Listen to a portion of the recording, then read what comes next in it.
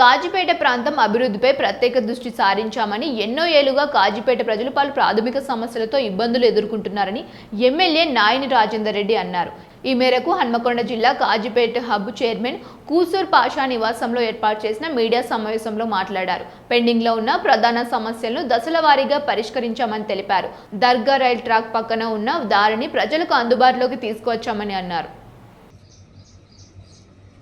ఏమి లేదు ఇందులో. సింపుల్గా చెప్పాలంటే మేము ఉదయం లేస్తే 9 గంటలకి రాత్రి ఏ టైం అయ్యే వరకు అడ్డ మీద కూలివాడు కూడా అప్పుడప్పుడు హాలిడే దొరికితే పోతాడు కాబట్టి ఉదయం 9 గంటలు అయితే రాత్రి వరకు తిరుగుతూనే ఉంటాం. మేము ఎలక్షన్ తెల్లారికి అది మా కమిట్మెంట్, మమ్మల్ని నమ్మి చేసిన ఓటుకి కమిట్మెంట్ పోతున్నాం. ఏ రంగాన్ని కూడా నిర్లక్ష్యం చేయలేము మేము.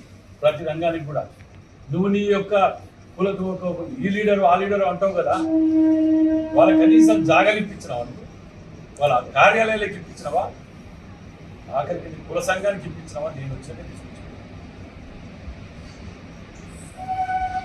అందుకే ఇది అంతరించిపోయింది. ఇక్కడ ఏం లేదు. టీఆర్ఎస్ దుకాణం టోటల్ బంద్ అయిపోయింది. దీనికి ఇది ఎక్కడికో 5th ఫేజ్కి వెళ్ళిపోయింది. మన పార్లమెంట్లో చూసినాం మనం. ఇక బీజేపీ కూడా ఆయనతో మేము కూడా బతుకున్నామని చెప్పి ఒక హిందుత్వం దేవుడి పేరు చెప్పుకొని బతకడం తప్ప మేము ఇది చేస్తామని చెప్పుకొని బతికేందుకు వాళ్ళకు కూడా ఏం లేదు. మేమైతే ఇలా గర్వంగా చెప్తానబ్బా, ఏదైనా కానీ హ్యాపీగా ఉన్నా. నేనైతే ఇవాళ నేను చెప్పింది మీరు నమ్మమని నేను అనట్లే, వాళ్ళ తిరిగా గాడపల బాణాలు వేయట్లే, ఫిజికల్గా చూపిస్తున్నా నేను చేసిన అభివృద్ధి ఏందనేది.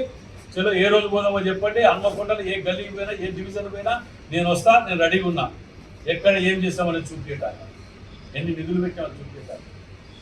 ఇది ఎన్నెన్న సమస్య కదా, ఒక్కరోజు కూర్చుంటే అయిపోయే సమస్య కదా. ఎన్నడన్నా నీకు సమయం లేదా? పర్సంటేజ్లో కూడా సమస్యలు వీటి మీద లేదా? ఏమనంటే మిగిలిన 4 ఉన్నాయి బట్టి తట్టం పొట్టం పెట్టం. ఆ 4 అయితే మిగిలినవి కాదు, గట్టిగా రూమ్తో అయిపోతాయి. నేను గట్టిగా డోర్ ఓపెన్ చేస్తే ఆ 4 కూడా మాయమవుతాయి. కానీ నేను వద్దని చెప్పి కూర్చున్నాను. ఆ 4 తోటి బల్లోటి పెట్టించి అది కాదు దీన్ని ఖండిస్తాను. దేనికి ఖండిస్తారు ఏంటిదని సబ్జెక్ట్ వాళ్ళకే తెలియదు. ఒక్కటే నేర్పిండి ఖండిస్తారు.